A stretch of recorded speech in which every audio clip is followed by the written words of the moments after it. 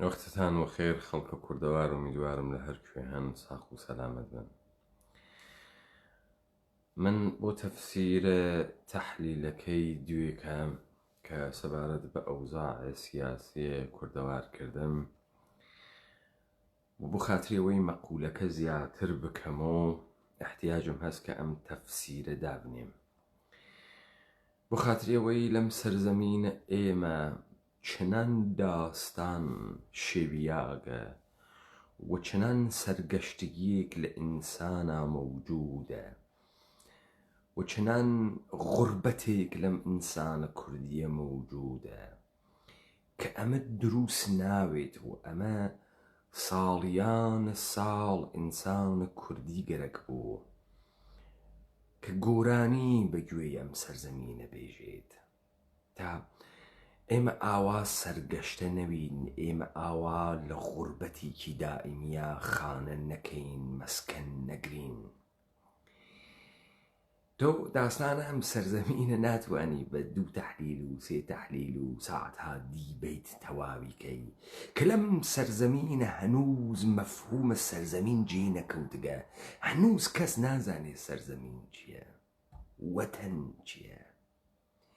بۆیە هەر تەئاترێ هەر نەمایشێ کە ئەکرێت دەسە دوژمنەوە. من ئمڕۆ لەم تەفسیرە بە وردی نکاتێکی فرە بەحسەکەم کە ئێوە بتوانن لە زەنجیرەیەکە ئەستفادەی لێ بکەن و بتوانن کەڵکی لێ بگرن بۆ دەرکە دیبێتەکان ڕاپەڕین، بۆ ئەو تەلاشە ئێمە لە ئەحیاکردنەوە و بازخانیە هۆڤیەتە خۆمانەیکەین، ئەو ڕەنجەی کە ئەیکێشین، ئەو سەعیەی کە ئەیکەین کە بتوانین ئەم کارە بکەین.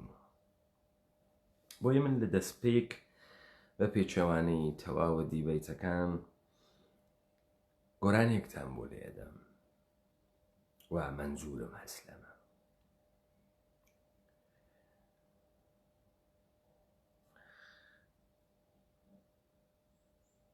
شاید فرەیەک لە ئێوەمانان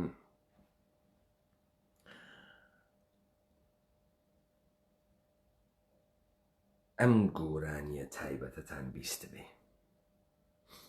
من گەرەکمە ئەم گۆرانیە لێ بدەم و مقایسەیەکی بکەم تەکە شعرە هۆڵدەرینە. گۆرانیە ئەگەڕێمەوە تا بزانین ئێمە چەندێ مەفهومە سەرزەمین ئەناسین. مەزهەرە خالقی وەختێک لە بریتانیا بوو، گۆرانیکی خوێن بە ناوی ئەگەڕێمەوە و ئەم گۆرانیە بوو بە یەکێک لە ئاسارە بەرجەستەی ئاغای مەزهەرە خالقی لە ناوە کۆمەڵگای کوردەوارە.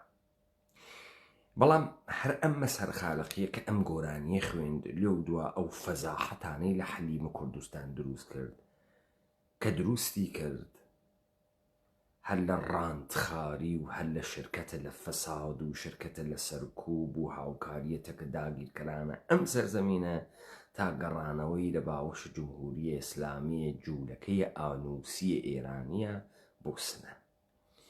خۆ ئەم گۆرانی مەزهەرە خالقیە چی ئێژێ بۆ ئینسانە کوردی وا ژەڵە ژیاگ و نابود و کاولە. ئەمە گۆرانی ئاغای خالقیە.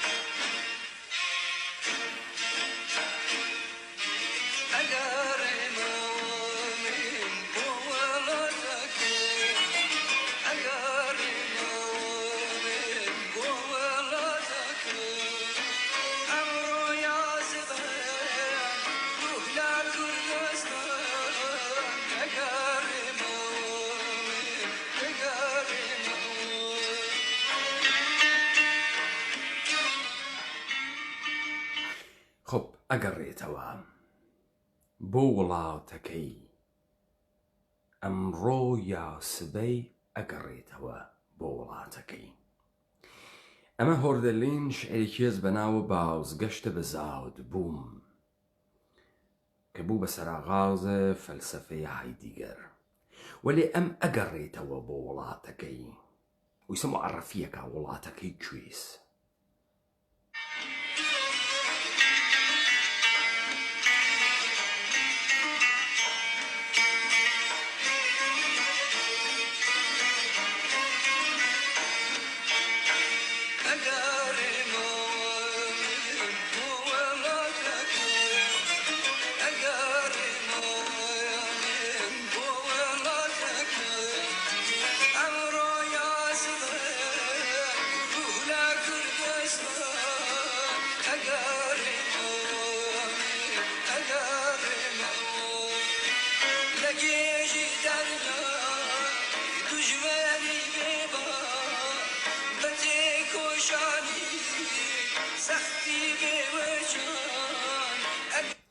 خۆم ئاغا ئەگەڕێتەوە بۆ وڵاتەکەی، ئەگەڕێتەوە بۆ کوردستان لە گێژی دەریاوی دوژمنی بێباک بە تێکۆشانی سەختی بێوچان.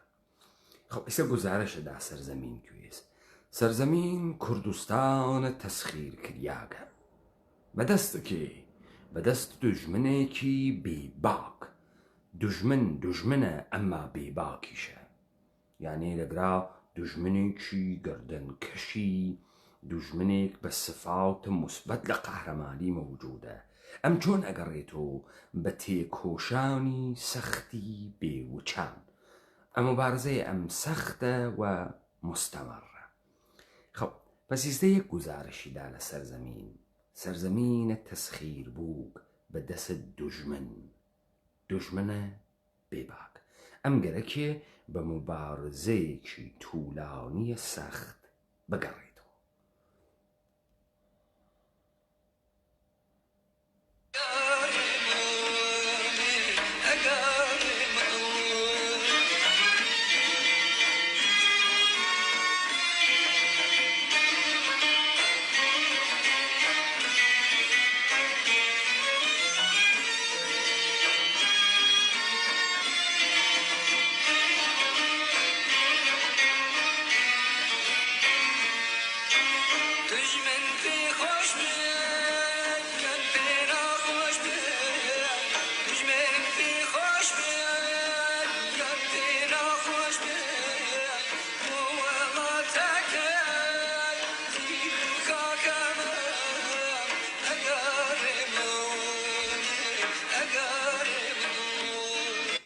دوژمن پێی خۆش بێ یا پێی ناخۆش بێ، بۆ وڵاتەکەی زین و کاکەمەم ئەگەڕێمەوە.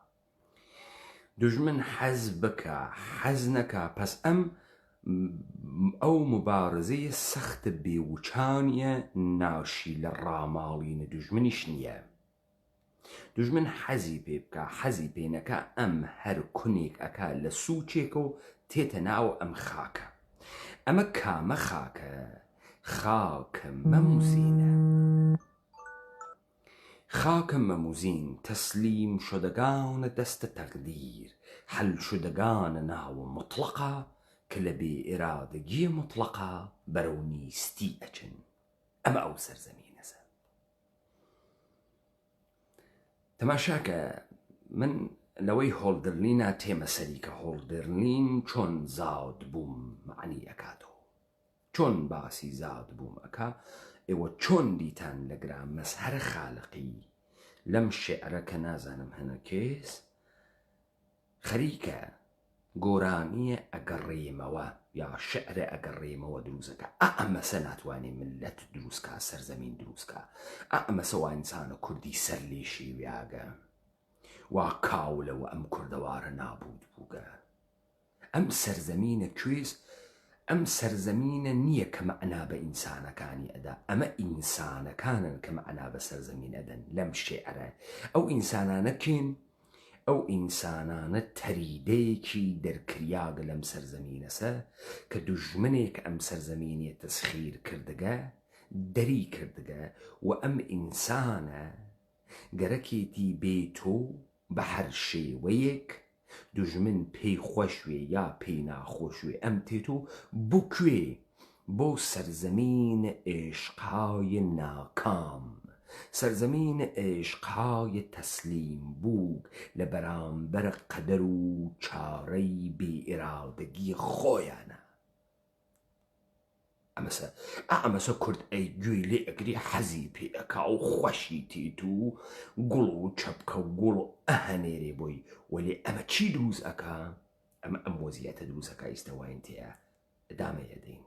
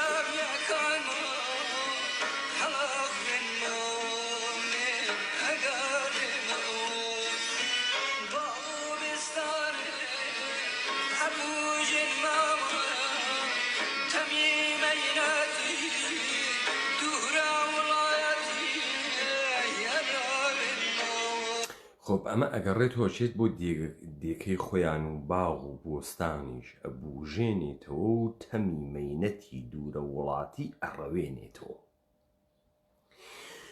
کوردستان خۆشە جێگەی نەچیرە، کوردستان خۆشە خاکی دڵگیرە، چەمەن فراوان جێگەی نەچیرە. ئەمە تەمام شاهکار و وەسفێکە ئینسان کوردی خەریکە لە سەرزەمینە کوردەوارێکە، کەواتە ئەم سەرزەمینە چاوەڕێز ئەم تەریدەیە دەرکریاگە بچێ کە بێتۆ ئەم ئاوانی بکاتەوە.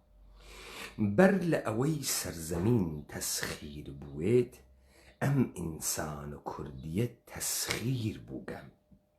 ئەم ئینسانە کوردیە فکرەکە ئەمە کە مەعنا بە ئەو خاکە ئەدا، نە ئەو خاکەسە کە مەعنا بە ئەم بدا و ئەم لەو خاکە سوکنا بگرێ، چون ئینسان مەکانمەندە، ئینسان مەکانمەندە و قەراری نییە و بێقەرارە ئەگەر ماڵی نەوێ. بۆیە ئینگلیسی ئێژن هۆم، سویت هۆم، ماڵە شیرین. ئەو فەزا وا تۆ لە دڵ زەمینە بۆ زات خۆت ئیجادی ئەەکەی و تۆ ئەحساسە تەعەلقی تیاکەی. هۆم، سویت هۆم. بۆ ئەمانە هۆم معنای نییە، سەرزەمین معنای نییە، ئەمە ئەمانن بە سەرزەمین معنا ئەدەن. ئەمەسە ئەو انحرافە گەورەی تاریخیە کە ئەکرێتە ناو زەهنە ئینسانە کوردی. پس ئەم تەریدەی دەرکریاگە، ئەم ئینسانە شەکەست خواردگە دوژمنیش پێی خۆشوێ پێی ناخۆشوێ دوژمن هەروارە سەرجێبی خۆی سەرزەمینی تەسخیر کردگە بەر لە سەرزەمین وجودە ئەوی تەسخیر کردگە ئەم بە مەعامڵەوێ بە قەهر و ئاشتیوێ بە هەر جۆرێ بوێ تێتە ئەم سەرزەمینە بەهانەکەی چییە؟ دوو بەهانەس بەهانەیە ئەوەڵ فکرەکە کە ئەم ئاوانی ئەکاتەوە بۆیە ئەگەر داگیرکەرە ئەم سەرزەمینە ژێنراتۆرە بەرقێکی بۆ دابنێ ئەم فکرەکە مشکڵە سەرزەمینە هەل بووگە ڕێگەوبانی بۆ دروستکە فکرەکە مشکڵە سەرزەمینە هەل بووگە چون بەشێکی ئاوەدانکردنەوەس و دوژمن لە تۆ خاستە ئاوەدانی ئەکاتەوە جادەت بۆ ئەکێشێ تا بەرزترین لووتکەکان ئەم سەرزەمینە ئەمە بەشە ئەوەڵی بوو ئیستە بەشە دووەمی کە پێناسە ئەکا وجودە ئەم چ معنایە بەم سەرزەمینە ئەدا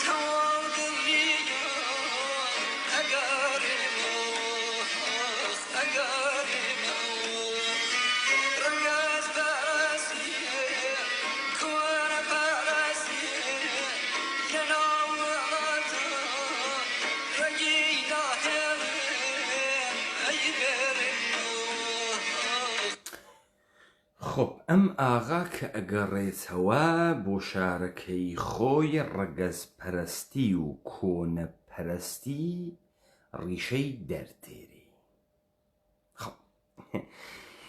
ئەم ئینسانە کە ماڵی لە ئۆمانیزما کردەگە ئەندێشەی ئەستەعماری بەر لەوەی سەرزەمین تەسخیر بووێ خۆی تەسخیر بووگە خۆی لە ڕواڵەت و لە هۆڤیەتە ماڵیاگە و داماڵیاگە فکر ئەکا معنای کوردەوار دەمە قۆپانەوە لە پای ئەم بگەڕێتۆ کە مەعنا بدا بە سەرزەمینە کوردەوار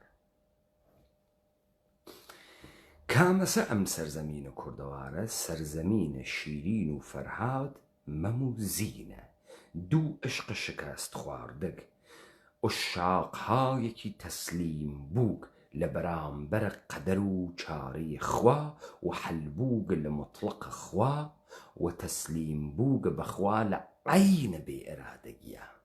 ئەمە ئەگەڕێتەوە بۆ ئەو سەرزەمینە پێناسەیە ئەو لە سەرزەمینە کوردەوار سەرزەمین ناکامەکان و بێ ئێرادەگانە ئێرادە هەلبووگە لە ئێرادەی خواست کە تەسلیمە قەدەر و سەرنوەشتە مەحتومە نابوود خۆیانە. ئەمە ئەگەڕێمەوەس کە خروجیەکەی ئاغای خالقی بێژەرەکەی ئاغای خالقی تبقە هەر مەعامەڵێ ئەگەڕێتەوە کوردەوار ئەوێتۆ ڕەندخۆر ئەوێتۆ سوڵتەگەر ئەوێتۆ بەشێک لە سپاهە قودسە پاسداران تحتە ناوی یەکێتی و بعد ئەچێتۆ بۆ کوێ بۆ سنەیە ژێر دەسە جوولەکەی ئانووسیە ئێرانی. پس لە گراسە کە تۆ ئەوێنی ڕاپەڕین وەختێ دەسی پێکرد وتی هەمانە معنای ئینسان کورد سەرزەمینە کوردەوارە. معنای ئینسانە کورد سەرزەمینە کوردەوارە، نە سەرزەمینە کوردەوار معنای ئینسانە کوردە. بەرعەکسە چون ئێمە لە سەرزەمینە سوکنا ئەگرین مەکان ئەگرین مەعنا پێیا ئەکەین نە سەرزەمین بە ئێمە. بۆیە لە تەیە 200 ساڵە ڕابردوو شەڕ ئستعمارگەر بەر عەلەیهە ئینسانە کوردی، ئینسانە کوردی بەرعەکس داستانەکە حاڵی بوو و هەمیشە لە بەرامبەر سەف دوژمنە دەرچوو و دەستاویزی بەمە قەراردا و دوژمن وای پێوت کە تۆ مەهاباد مقاومەتی تیامەکە تەسلیم بووە، کە تۆ ڕواندز مقاومەتی تیامەکە تەسلیم بووە، سلێمانی مقاومەتی تیامەکە تەسلیم بووە. بۆ لەبەر خاتری ئەوەی بتوانی 1000 نەفەر ئینسان بپارێزی بۆ سنەتان تەحویلدا چون گەرەکمان نەو خەڵک بمرێت سەرزەمینماندا، بۆ ئەفرینیان چۆڵ کرد چون چارمان نەئەکرد سەرزەمینماندا با کوردەکان بمێنن. دەی کوردەکان کوان؟ کوردەکان ئەو نۆتێ هەڵدریاگانە بێوەتەنە بێ سەرزەمینە دەرکریاگە کۆچ دریاگ بێ سوکنا بێ مەئوە بێ زەید بێ هۆم سویت هۆم هۆم سویت هۆم نێسیان. ئینسانهایەکی بەرزەخی وەختێک من نامەی ڕئیسە قەبیلەی سیاتلم خوێندەوە و تەفسیرم کرد وتی چۆن ئەتوانین زەلالی ئاوەکان بفرۆشین، چۆن ئەتوانین هەڵۆی گەورە بفرۆشین، چۆن ئەتوانین دەنگە دارستان بفرۆشین. ئەم زەمینە کەی متعلقە بە ئێمە؟ ئێمە متعلقین بە زەمینە دایک.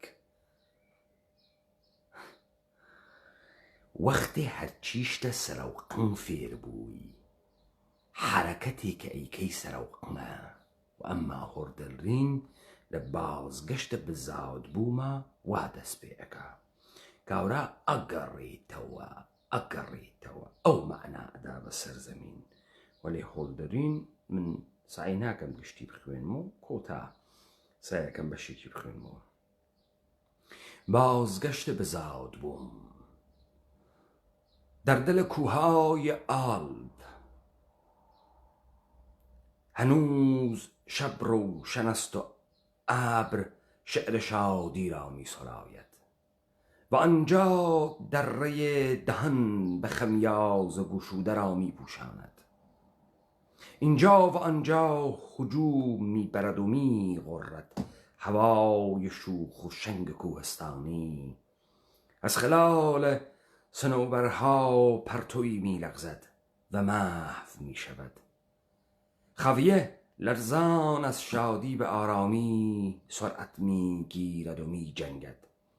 به ظاهر جوان اما توانا، نبرد عاشقانه را بین صخره‌ها جشن میگیرد و جوش میزند و میلرزد در درون مرزهای ابدی، زیرا با کوسی تر سر برمی آورد سپیده.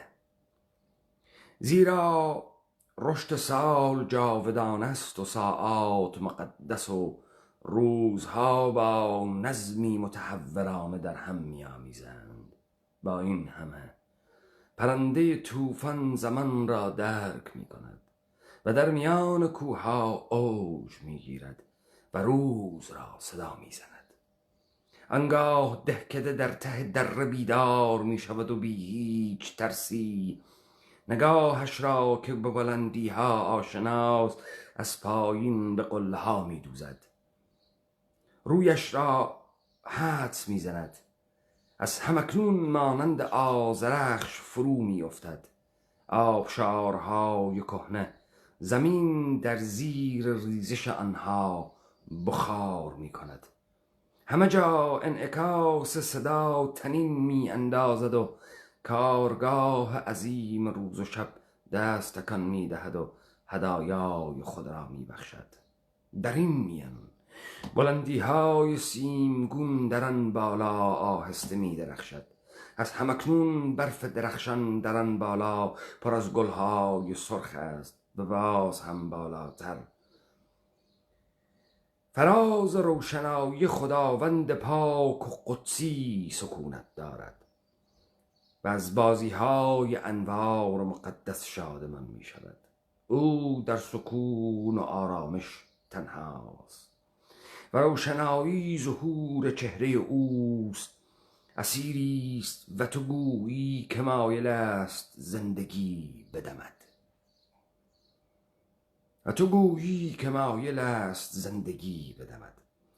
و برای ما شادی بیافریند. بدین سان اغلب شناسای معیار اصیل ترین سعادت را به شهرها و خانه ها میفرستد و باران را میفرستد تا زمین را بگشاید، ابرهای آبستن را و شما را، نسیمهای عزیز و شما را بهارهای لطیف میفرستد و با دستی نرم به ماتم زدگان شادی میبخشد.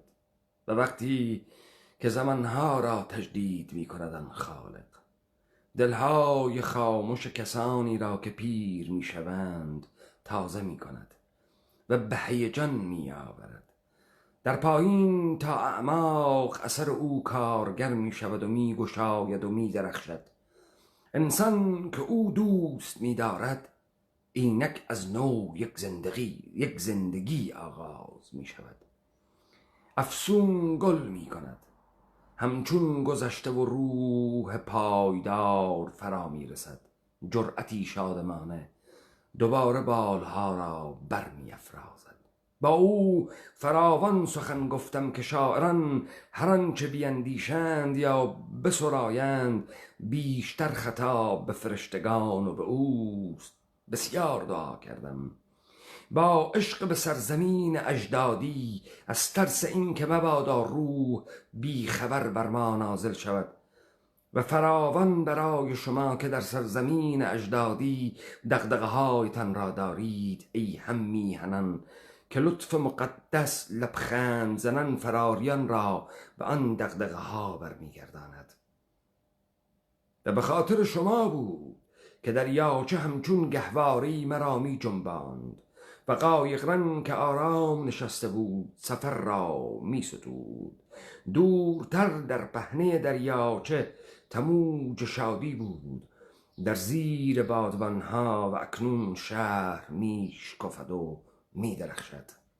آنجا در بامداد کشتی که از کنار کوههای پرسایه آلپ آمده و هدایت شده است نزدیک می شود و اکنون در بندر آرام می گیرد.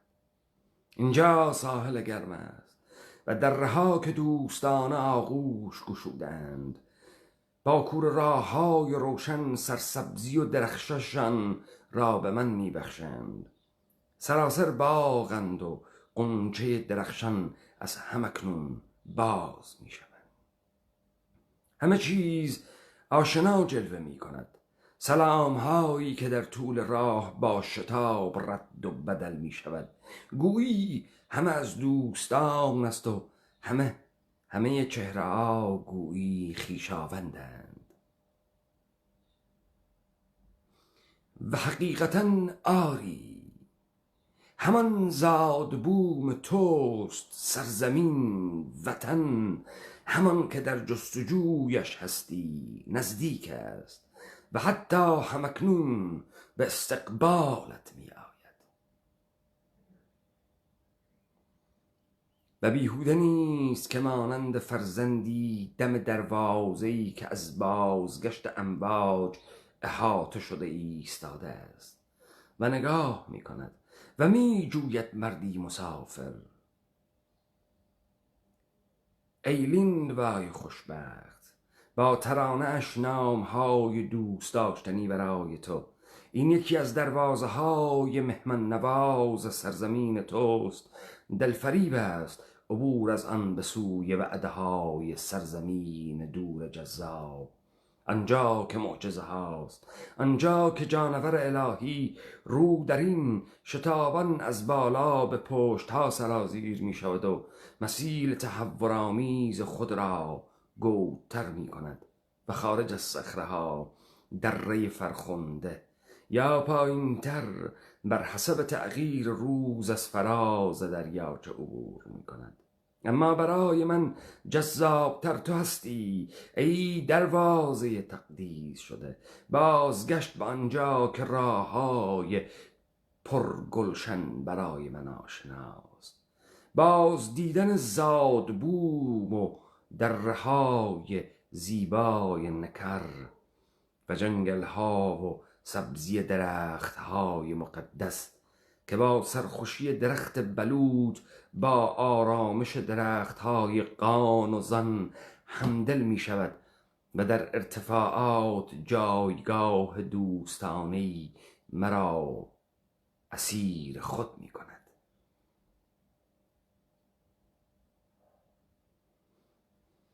وقتی که مردیم و در بیرون کشتزار زنده را ببینیم زیر شکوفه های درخت در روزهای جشن بهاری فراوان سخن خواهم گفت. والا ماشاءالله شعرێکی طولانی بوو. البته ئەمانەی کە من هەسم قاڵبەن PDF هایەکی بعضی جار کۆپی بوو گەخراون. ئەگەر ئیرادێکی بوو ئێوە خۆتان مراجعە بکەن و بیخوێنەوە. پس لەگرا سەرزەمین بوو کە بە ئینسان معنایدا. لەگرا هەرچی تۆ نزیکە سەرزەمین ئەبی تۆ و هەرچی نزیکتر ئەبی تۆ و لە کەناریا قەرارەگری باز لە فاسڵەیەکی دوورای چون ئەڵمانیەتت هەنووز دەریافت نەکردگە. هەنووز ئەو ئەکسیرە سەرزەمینە کە ئەڵمان بێ پێ نەگەیی. و تۆ کە ئاهەنگ بازگەشتەکەیت و گەڕانەوەکەی هەروەکو ملیۆنها ئینسانە کوردی کە لەم سەرزەمینە کوردەوارە زەندگیەکەن و نازانن کوردەوار چییە، کوردیەت چییە. لەسەرم خاکت دانیشتگن ئەمە تەعەللوقێکیان پێ نییە، ئەمما سوکنایەکیان تێیان نییە. ئەمە سە کە تۆ ئەوێنی لەم سەرزەمینە ئەسڵەن سەرزەمین معنای نییە. بۆیە خالقی گەڕانەوەت بۆ ئەخوێنێتەوە و فکر ئەکا کە خالقیە بەم سەرزەمینە معنادا و ئەم ئینسانە گەڕۆڵە ئەگەر بێت و ئەم سەرزەمینە معنا ئەگرێ. بۆیە وەختێ تێتۆ بە جاشی تێتۆ بە خوێڕێتی تێتۆ تەسخیر بووک تێتۆ تەسخیر بووگەتە کە ئەندیشەکانە ئەستعماریە تێتۆ در بهترین حالت به نگاه اومانیستی تێتۆ کە ئەنگار دژمنە ئەم سەرزەمین و کۆنە پەرەستی بوو ڕەگەز پەرستی بوو ئەو نەزانی کۆنە پەرستی چییە نەزانی ڕەگەز پەرستی چییە نە ئەزانێ سەرزەمین چه شەکڵیە بۆ یام ئینسانە وەختی پێی ئێژی یەکێتی پەکەکە کۆمەڵە دموکرات پارتی ئەمانە خیانەتکارە بە ئەم سەرزەمینە نەخۆ نافەهمی خۆ ئەم ئینسانە نافەهمی ئەو هەر کەسێ دەمە قۆپان ئەکاتە پێی و بەو زوانە فاسۆمیەی کە ئەم پێی ئێژی کوردی خەبەر ئەدا لە نەزەری ئەو معنایە ئەم سەرزەمینەسە ئاواسە کە من لە تێنابوو دەکری ئاواسە کە سەرزەمینێ لە بین ئەچێ ئاواسە کە تۆ هەر دەرکرد لە سەرزەمین نییە نافەهمی تۆ تەقابڵ زەمین وەکو فرشتە نور وەکو فرشتە با وەکو فرشتە نافەهمی بۆیە نە شێعرت شێعرە نە گۆرانیت گۆرانیە نە دەرک و فەهمێکە دەست ئەمە بۆ وا ئەتفاق کەوتکە بابا ئەمانەی کە قەڵەمیان برگەسە دەسە و ئەمانەی کە بۆ ئێمە معڕەفی کریاگن لە جێگەهایەکی تایبەت و هاتگنە دەرەوە لەبەرەوەی وا بکەن بە ئێمە کە ئێمە غەریبین لە وجودە خۆمانە غەریب کەوتکین لە وجودە خۆمانە خۆمان تەکە خۆمان هیچ تەجانوسێکمان نییە کاکە ئەم دەستگای ئیستیعمارە لە قەرنە شانزەوە دەسی کرد بە گرتنە سەرزەمینەکانە تر دوای کەشفە ئۆقیانوسەکان مشتێ ئیسپانیایی و پۆرتۆقالی چوون ئەمریکای لاتینیان گرت بڕۆن وسعەتە ئەمریکای لاتین تەماشا بکەن ئەمانە 5-6 هەزار نەفەر مردمیان بردە ئەوێ کەشفیان کرد پادشاکانە ئەمانە بگرن ملەت تەسلیم ئەوێت تەمەدونە ئینکاکان و مایاکان چون پادشایان گرت شارەکانیان گرت مردمە ئینکا و مایایان بردە ژێرە ڕکێفە ئیستیعمار و ئیستثمارە خۆیان لە ئەمریکای شمالی وانە بوو ئینگلیسیەکان چوون دیان ئەمانە نە شەهرسازیان هەست نە تەمەدونیان دروست کردگە نە پوڵیان هەست نە تەڵایان هەست بیدزن لذا ئەمانە شروعیان کرد بە تەسخیرە خاک پاککردنە هەندیەکان یعنی سووڕ پێس و پێسەکان ئیاڵەتە متحدەیە ئەمریکا ئەمریکای شمالی و ئەمریکای جنوبی بە چی پڕ بووە خۆ ئەمە تاریخە 400 ساڵە پێشە بە چی پڕ بووە ئێلکۆڤادۆر برزیل شیلی ئارژەنتین مەکزیک پرو ئەخر ئەمانە بە چی پڕ بوونەوە ئیاڵەتە متحدەیە ئەمریکا کانادا بە چی پڕ بووە عزیزم ئەمانە کە چوونە ئەم سەرزەمینانە بەتایبەتی ئەمریکای لاتین مردمە سەرزەمینە خۆیانی تیا بوو بوومیەکانی تیا بوو خۆ ملیۆن ملیۆن ملیۆن ئینسانیان نەورد کە برزیل دروستکەن ملیۆن ملیۆن ئینسانیان نەورد کە مەکزیک دروستکەن مشتێ ئەرباب سوار بوون سیستەمێکیان دانیا مردمە ئەویانە حەپەلوش کرد زوانێکیان کرد و دەمیانە بریتانیا چۆن هەندی گرت ئەخ بریتانیا بە 5,000 سەرباز چۆن هندوستانی 300 میلیۆنی ئەگری چووە هندوستان بەرەبەرە وردە وردە حاکمی بۆیان دروست کرد مەهاڕاجەی بۆیان دروست کرد نەوابی بۆیان دروست کرد ساپۆرتی کردن مەسەڵەن چووە شارێک دی نەوابێکی واتیە پێیەکی تریشی واتیە زۆری نییە پوڵی پێدا قودرەتی پێدا جێگەی و نەوابە بگرێ مامڵەی تەکابکە تو چۆن فکر ناکەی لە 300 ساڵە پێش هەر کەسێ بووە شێخ هەر کەسێ بووە میرزا بنەویس هەر کەسێ بووە بەگ و پاشا و ساحێ و عیمارەت بریتانیا دروستی کرد بۆ ئەم سەرزەمینە کوردەوە هەرچی دەستنووس ماگەسەجێ دەستنووسە کارمەندانە ئیستیعمارە کە ئیمڕۆ بۆ تۆ بووبنە تاریخ فڵانە کەس لێ باسی سلسلەی عوسمانیەکە بیسارە کەس لەگرا باسی فڵانە کەس و دەولەی قاجارەکەم تاریخە ناگاتە 300 ساڵ ناگاتە 300 ساڵ. چۆن ئەوان توانیان ئیاڵەتە متحدەیە ئامریکا و ئامریکای جنوبی و قاڕێ و ئوسترالیا و نیوزیلەند و زەلاندن نۆ و تەمامەم کشوەرانی دنیا و تەمامە جەزایرە و قیانوسە ئارام حەپەلوشکەن و جەمعیەتی تێبخەن و سازماندەهی جەمعیەتی بکەن و کشوەر دروستکەن و زوان بخەن بە ملیا. چۆن توانیان ئەم کارە بکەن؟ چۆن ئەم سەرزەمینە ئێمانە هەروە بەردا؟ چۆن ئەمە ناڕاتە ناوی مەغزی تۆ ئەمە بفەهمیت؟ وەختە تێن ئێمە لە حەپەلوشکردن و نابودکردنە سەرزەمینە کوردەوار قسە ئەکەین.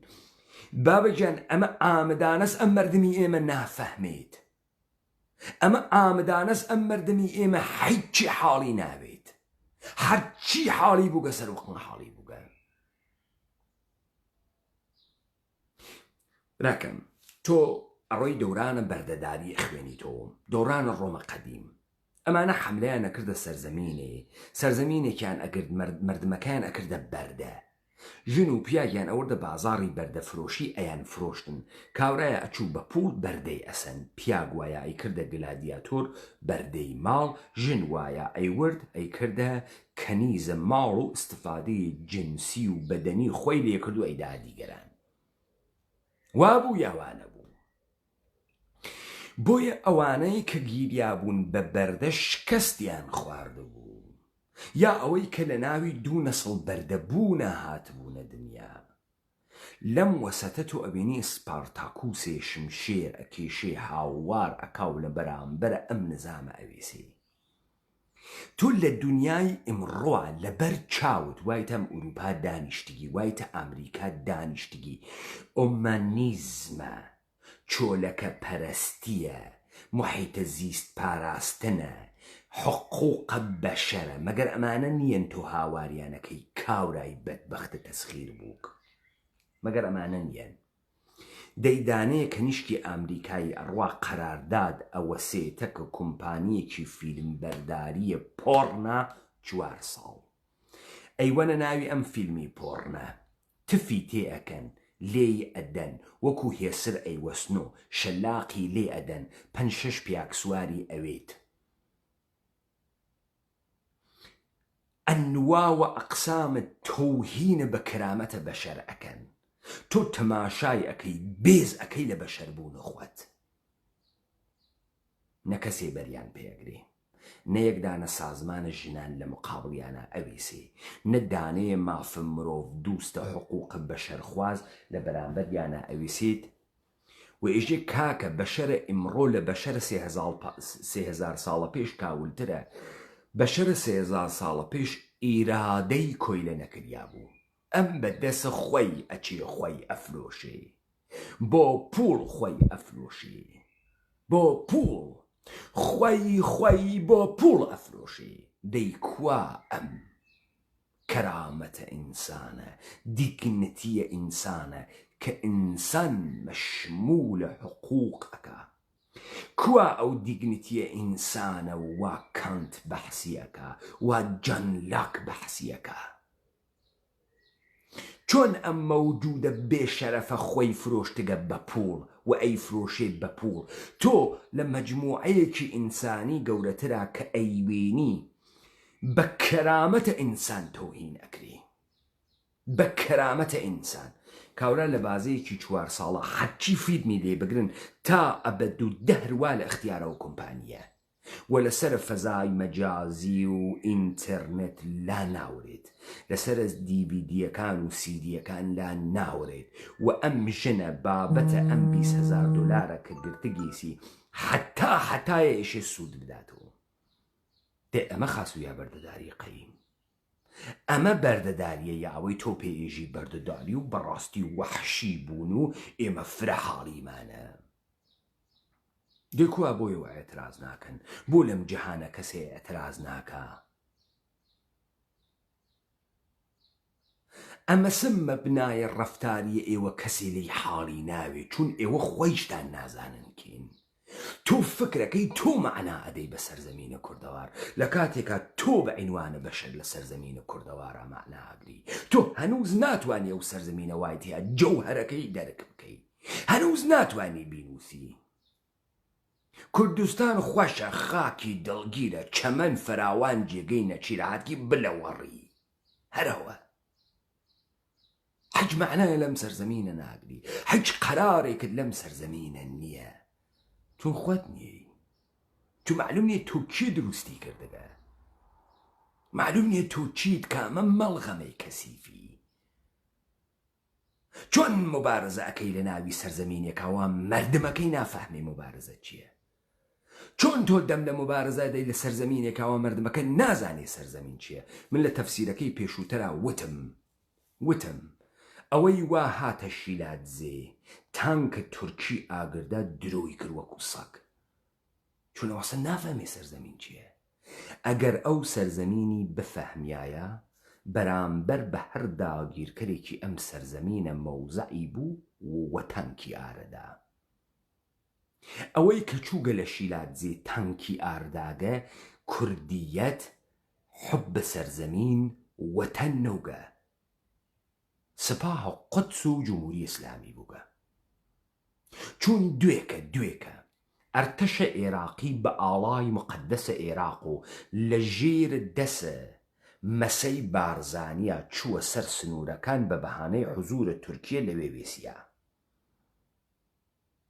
وەوە مەسەی جوتی تۆ غەڵەت ئەەکەی لە خاکە مقدسە عێراقا لە مەسائلە خارجیە دەخەڵەتەکەی دەوڵەتە شیعەیە عێراقی ژێر دەسە دەوڵەتە شیعەیە ئێرانی کێ بردیە ئەوێ ئەی بۆ ئەم مەوزعە لە بەرامبەرە دەوڵەتە ئێرانیان نایگرێ ئەی بۆ تانکەکانی ناواتە پێنجوێن دایبنێ ئەمە بفەهمن ئەمە دەرک بکەن ئەمە تۆ ئیرادەیەکت نییە تۆ ناوی خۆت بخەڵەتێنی ئەی ئێمە ئێشی چۆن ئەم کوردبازیە دوژمن دروست کریاگە چۆن ئێشی نیشانی بدەین بین چەپڵیان بۆ لێبین بین بێژن ڕازەکەن بەرخوا و کاریان دروسە دێ ئێمە چیەکەین ئەگەر کاریان دروسە دێ ئەگەر کاریان نادروسە ئێمە ئێشی بین ئەم نادروسیە دەربخەینیانە کوان ئیستا ئەو خەڵقە قارەمانە شیلاتزی کوان تانکە عێراقی بسووتێنن کوان تانکە ئێرانی بسووتێنن چۆن نایسووتێنن پس لەگرا ئیرادەیەک بە ناوی ئیرادەی ئینسانە کوردی مەوجود نییە لەگرا شتێک بە ناوی پاتریۆتیزم شتێ بە ناوی کەیری وەتەنبوون حب بە وەتەن مەوجود نییە ئەسا ئینسانە کوردی نافەهمێ حب بە وەتەن چییە نازانێ چییە ئەسا نازانێ سەرزەمین چییە بۆیە سەرزەمین بۆ ئەو ئەزانێ ئەوێ تۆ چی ئەوەسە تەواو سەرزەمینیان لە ژێرە پێی کێشاگە هیچ وجودێکی نییە داربەڕوویە کە بە ئەو متعلق نییە نە ئەو بە داربەڕووەکە متعلقە نە داربەڕووەکە بە ئەو متعلقە ئەڕوا بۆ سەرزەمینە تەسخیر بووک لە ژێرە وجودە تەسخیر بووکە خۆیە بۆ تەسبیتە حاکمیەتە ئشغاڵگەرە ئەم سەرزەمینە ئاگرێکە ئەو کوژانگێسیۆ ئەم ئەوێت و کەواوە ئەو ئاگرە کە حاڵی خاس پێ بژێ من بەشەرم کە تابلۆیە لە خۆی بفرۆشێتەوە لە ئەو جەهاڕیان و درۆزنیە ئەمە حکایەت و داستانە مردمێکە وا بۆ هیچ شتێ تەعبیر و تەفسیری نییە تۆ ئێژی ئەمە 300 ساڵە لەم سەرزەمینە تۆ کار ئەکرێ هەر کە بووگەسۆ شێخ ئینگلیس کردگێسی و شێخ هەر کە بووگەسۆ پاشا و دەولە و ئەمانە کە شاری دروست کردگە ئینگلیس دروستی کردگە ئەفەهمی ئەمە هەرکە نوشتەیەکی فڕەداگە جوولەکەی تخمە جوولەکەی ساختەی دەسە ئینگلیس و نظامە سوڵتەی جەهانی و کلیسا و کەنیسەز تۆ ئەمە ئەفەهمیت من هۆردەرلی نەمیستە بۆ تۆ خوێند و تا بفەهمی سەرزەمین کوێز تۆش بڕۆ سەرزەمین لە ناوە ئەمانەی تۆ پیانێژی شاعر و گۆرانی بێژ و نخبە و مبارز بۆ من تعریف کەرە و بێری ساعەتی دەرمۆرد ئەم سەرزەمینە قسە بکە بێری آخر هەر ئەمەسە براکەم تۆ ئیسە بۆ $1000 موچە سەرزەمین سەهلە کونای توالەتەکەی خۆیشە ئەفرۆشی ماڵەکەی خۆیشە ئەفرۆشی وە کاوران وت باخەکەت ئەفرۆشی لە کرمانە وتی باخم بفرۆشم بیدەم بە پوڵ دێخۆ من لە ناو پوڵە ناتوانم زندگی کەم من لە ناوی باخەکەما زندگیەکە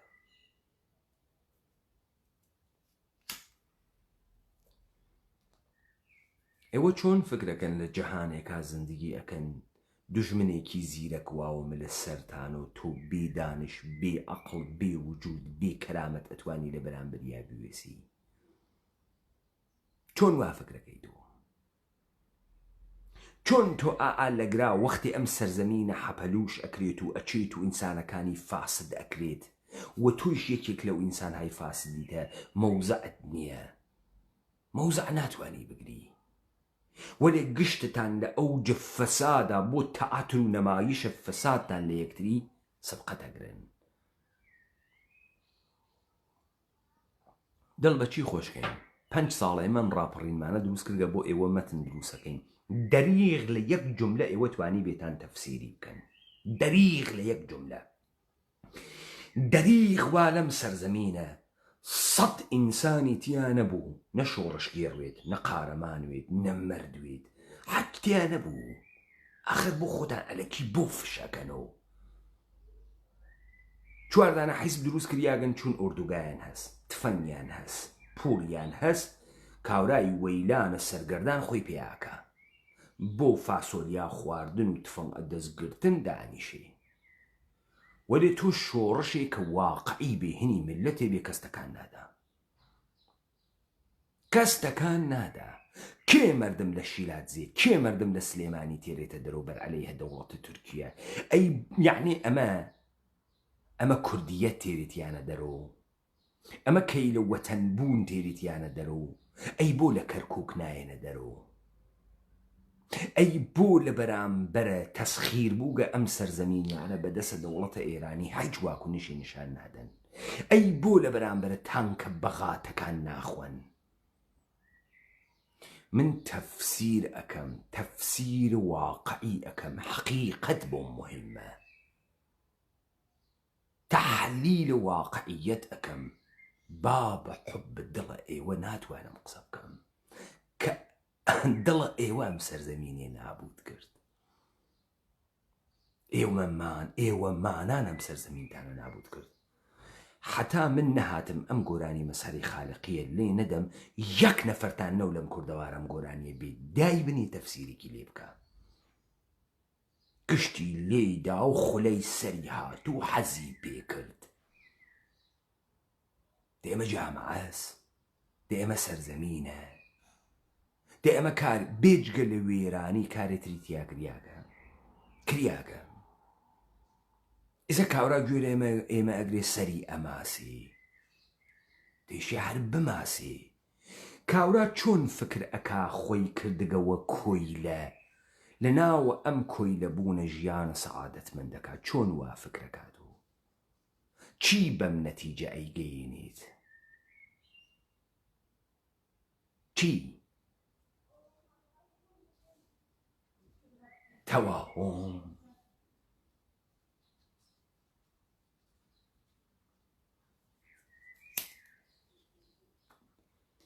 ئەوەسە دوێکە لە بەرچاوی گشتتان هێزە عێراق هات چوو لە زاخۆ دانیشت بە تانک و مدەڕعە و دەبابە و ئەمانەی کە ئێوازانن کوان خۆت و حکوومەتە حەلیمت و حیزە پێشمەرگەت و مردمە قارەمانە کوانوانەگوێ کوانوان ڕەگەم ملتانەداتە دەر 50 پەیشتان کردەسەوە ئاخر ئەزانی چی ئێوە ئەگەر دروست و ژمنایەتی تورکیەتان بکردە ئێمە حەسرەتمان نەخوارد ئێوە نانە تورکیە خۆن هەچیشتانە تورکیە عاشق گۆرانی تورکین هەڵ ئەخەنەوە بۆ تورکیە نۆکەرە تورکن بەڵام بە فیت و بە پوڵە دەوڵەتە ئێرانی ئەنتەریاتە کوردبازی ئەەکەن ئەویش بۆ کوردبازیەکەی سپای قودس نەکوردایەتی کوردبازیەکەی سپای قودس نەکوردیەت دانیشین چەپڵەتان بۆ لێبین تەشویقتان بکەین نابێن ئەم فەزا فاسدە کوو بکەنەوە سەری لە ناو سەرەکانە ئەم دنیا دەربێرن حاڵیتان بوێ ئەم دنیا چەخەوەرە سوئالم لێتان کرد لەم دنیای ئەمڕۆ چی ناتوانی بە پوور بسێنی چی بۆ وا مەقهورە پوور بووگن ئێوە چی ناتوانی بە پوور بسێنی کامتان ناتوانم بە پوور بسێنم ئێرادەی کامتان ناتوانم بە پوور بسێنم کامەتان بە پوور ناسێنین بابە سابتی بکەن ئێوە لەم دنیای شتێکتان هەست یەک جەوهەرێکتان هەست فەرقە کاتەکە دیگەرانە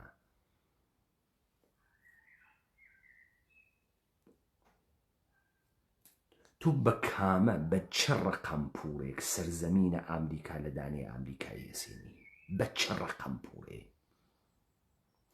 سەرزەمین ئەو جێگەسەوە ئینسان تیا قەرار ئەگری سکون ئەگری معنای تیا پەیاکە تو سەرزەمین بەچی ئەفرۆشی ئینسانە ناحاڵی بەچی مەعاوزەی ئەەکەی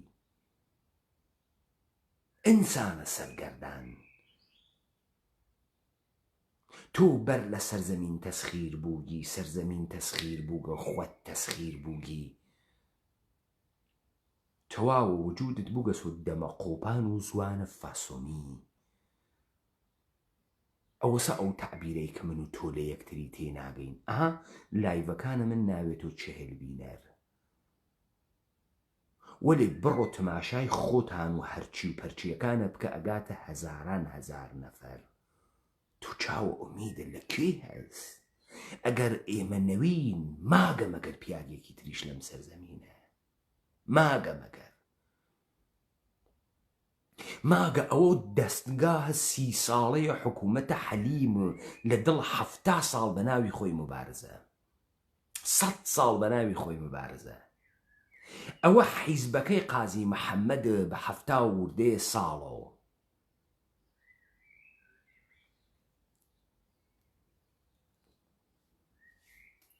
ئەوە پەکەکەی دروستکریاگە دەسە ئێرانی تۆ کامنە ئێوە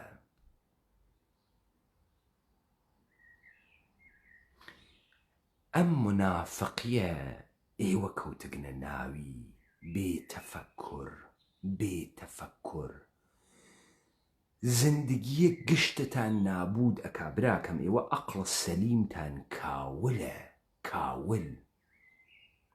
کاولە ئەقڵ سەلیمتان مەسەڵەن ئێوە فکر ئەکەن کوڕ بەرەڵاس لە ڕابتەیەکی عاتفیا کوڕ ئاسیب ناوێنێ ژن ئاسی بەوێنێ دەی بڕۆن جاماکەتانی سە کۆکەنەوە بڕۆن کۆیکەنەوە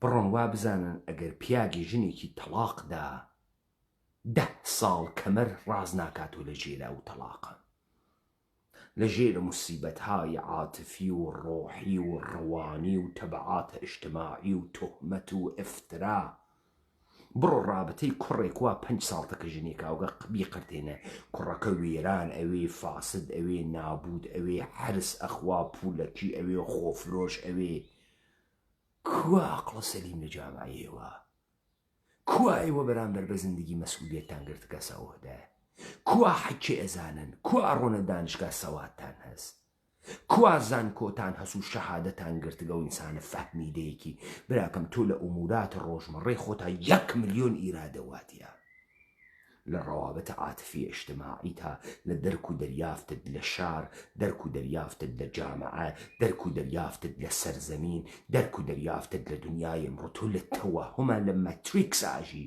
بۆ ئێمە وتمان کوردستان جەهەنەمترین جەهەنەمی دنیاسم کوردەوارە ئێوە وانە ناوی مەتریکسە تەحلیلێکە ئێمە کردمان واقعی ترین تەحلیلێکە کە تۆ ئەیکەی لە فەزایم کوردەوارە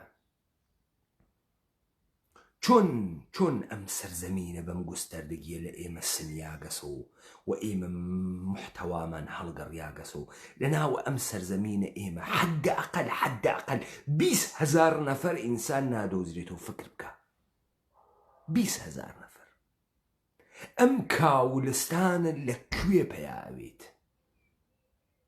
وا یەکێ ناتوانێت یەک دێڕ فکر کاتەوە. ئەم میزان شەهوەت پەرستی و نەفس پەرستی و کاولیە تاکەی تۆ فکرەکەی بەم کاولیە ڕۆیتە بەرەوە. براکەم عەزیزم، تۆ سەرزەمینە نەوێ، قودرەتە نەوێ، کوا سەعادەتە هەست، کوا هێزە هەست، کوا ئیرادەت هەست، کوا ئەفەهمی هونەر چییە، کوا ئەفەهمی زندگی چییە، کوا ئەفەهمی سەعادەت چییە، کوا ئەفەهمی خەلاقیەت چییە. ئاخر کاورای داربەر و کوژێنەرەوە. ئاخر تۆ لە ناوی کاولستانێ وەکۆم کوردەواری ئێمە لە دایک بووی بی بە ئێمە چێهرەیە فعالە محیتە زیستی بفرۆشیتەوە ئاخرین وەرژنە ئینسانە غەربی. بڕۆ جەمی کەرەوەم کەسافەت بازیتە جەم کەرە و براکەم. تۆ ئازای گیانت سیخاژنە، تۆیتە جگەرە زوڵەیخا کونی. چۆن لەمە بازە بردگەیتە ئەوە؟ تۆ هەنوو نافەهمی سەرزەمین یعنی چی، هەنووز نافەهمی. کوا ئەم میلەتە قارەمانە دووا چریقە کوبانیە کرد ئیسە بێتە دەرەوە هاوار کا بێژێ ئەرتشە تورک و ئێران و عێراق چیەکە لێوی. کوا ئەم حیزە پێشمەرگە وا تۆ فینگە و نوزە بۆی ئەکرد وا هەر کامیان نزیکەوێت تۆژە ئانێ نێ لە گیرفانما. کوا ئیسە کواو بەرەساسە چی تۆ هێزە پێشمەرگە پەروەردەکردە؟ سەربازە کشوەرێکە بەرەساسە چی پەروەردەکردە؟ بەرەساسە چی پەروەردەکردە؟ چۆن لە توولە ئەم ساڵانە تۆ کودتای نظامیە فەرماندەیەکە بەرعەلەیهە ڕوئەسای خائنە خۆت نەدی؟ چۆن نەدی؟ دانەیە سەربازە دروست و حەساوی، دانەیە پێشمەرگەیە کەی لە وەتەن دروست بکەی، ئەمە لە جێگەیەکە بترازێ کودتایە بەرعەلەی هەم فاسیدینە بە ناوی ڕەهبەرەکانی بکە. دەیخانە لە پای بەسە و وێرانە، مردمێکە کە وێران کریاگە. ئێمە یەکتری بوونین لە بەرامبەرە هەزاران هەزار مکەبیرە و بڵنگووی گەورە دەنگە ئێمە کەب کریاگەس و ناگا کاکە کاورا فکر ناکات و هیچ تعبیرێکی لە حەجێ نییە. بۆ بەردەکانە قەدیم لە ماڵە ئەرباباون حاڵیان خرا و نان نەو بیخۆن، دێ ئەرباب پوڵدار و پوڵی بوو، نانیشی پێیان ئەدا سەکسیشی پێیان ئەدا ئەیچیەش سەکس بکەن. کورە ئێوە بۆ نافەهمن دەی بێ کەرامەت. تۆ ئەفامی کەرامەت یعنی چی؟ کە تو دیانەتیش نەماگە وەڵا کێشەی ئێمە ئیسلامە. کورە تۆ کێشەت ئەوەسە ئیسلامیش نییە، کاورایەتی هەڵدریاک. ئیسلام چوار مەقاومەتی لە توا دروستە کرد تۆ ئەویشتە نییە، درۆزن. وەڵا ئێمە ئیسلام دوامانی خستگە، تۆ هەر لە دوا بووگی، تۆ شەهوەت و نەفسانیات کوێرتی کردگە. کورە ئەم گشتە ڕیشپانە نادروسە موسڵمانەوە لەم سەرزەمینی ئێمە یەکدانە پیاگیتیان نییە. حب و وەتەنێ منە ئیمان مستاقی وێت. بابا کۆی کەنەوە ئەم کەسافەتخانە داتانیاگە. پس ئێمە ئێشێ چۆن مواجه بووین تەکە کوردبازیە ساختەگیە؟ چۆن تەکە ئەم دەمامەکە کوردیە ڕوبە ڕووبووینەوە کە پەکە کەس سپاهە قودسە، پەکە کەس سپاهە قودسە یەکێتیە، کۆمەڵاز دموکراتە، پارتیە، چۆن ئێشێتەکیان ڕوبە ڕووبووینەوە؟ پێم بێژن وەڵا ئەمیانە خاس و ئێوانە خراو. چۆن لە نەزەرە ئێوە ئەمانە خاسن خراون؟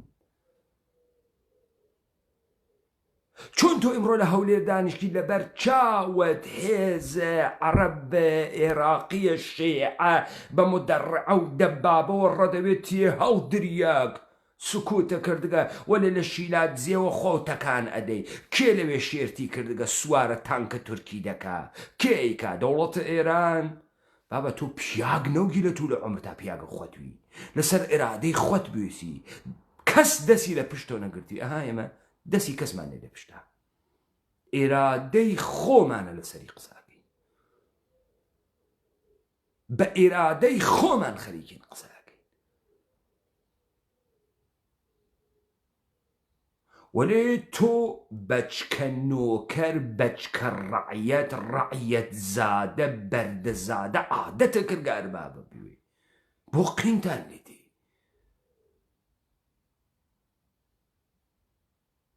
نییە تۆ ئەوەنە کەرامەت و ئینسانیەت نێلە وجود تا بۆ داوا ئەکەی کەسێ وەکو ئینسان ڕێزە لێ بگرێ ڕێزە نییە کورە با بێ کەرامەت بۆ ئیشی ڕێزە لێ بگرن ئەمە حکایەتە ئێمەس لەم سەرزەمینە گرفتارە مشتی دووگمە متعسبە تەجاوز پێکریاک بووگین حەچیشتە لەم دنیا سەرقون فێر بووگە وەکو ئاوی خواردن حەکی فەسادە لە 2 دەقیقەس فێرەوێت وڵێ ئەوەنە کەرامەت ناتوانێ بە 100 ساڵ فێر بوێ ئەوەنە کەرامەت تۆ سەرزەمینێکت بە تەوتەیەکی سیستەماتیک 300 ساڵە لە ژێر پێتە ئەیکێشن وجودێکی ئینسانیت 300 ساڵە کاری لەسەرەکەن تا نابودیکەن و ئیستە تۆ بە دەستی خۆت بەربووگیتە ئەم ڕیشە و تۆ بە تەور کەوتکیتە گیانی ئەگەر جاران 4 دانە شاعیر و 2 دانە شێخ و 5 دانە پاشا و دەولە بوون ئیمڕۆ تۆ هار بووگی تۆ هار بووگی بە ناوی فعالی جامعەی مەدەنی و تۆخمە پێکاکا و پڕۆ پێکاکا و پڕۆ یەکێتی و پارتی تۆ بە عینوانی میلەت ئیمڕۆ هار بووگی و فاسد بووگی تۆ ئیمڕۆ یەک مشت جوولەکەی ئانووسی داردەسە کلیسە و کنیسا بووگن و فەرهیختەکان و گەورەکانە تۆی لە بەرامبەر حەقیقەتا مقاومەتەکەی تۆی لە بەرامبەری کەرامەتا مقاومەتەکەی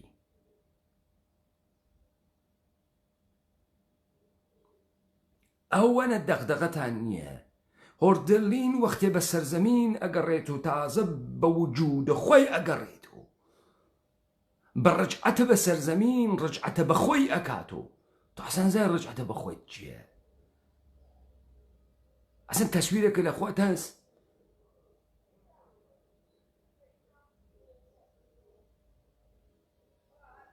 لایەوە خۆش